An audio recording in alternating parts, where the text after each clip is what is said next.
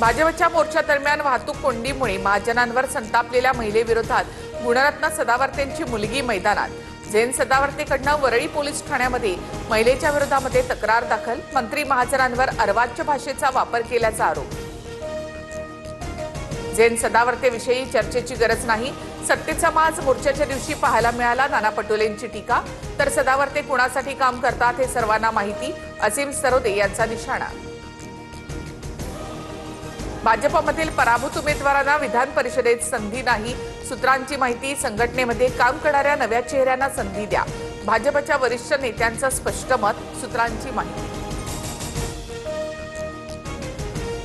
विधान परिषदेच्या जागेसाठी उद्धव ठाकरेंच्या नावावर महाविकास आघाडी आग्रही। काँग्रेसने ठाकरेंना पाठिंबा दिला, राऊतांची माहिती। पक्षाचा निर्णय मान्य असल्याची पटोलेंची भूमिका। तर ठाकरे लढत नसल्यास जागा काँग्रेसला सुटावी, वडेट्टीवारांचं विधान। बंदूखरातला 3 दिवसांची पोलीस कोठडी।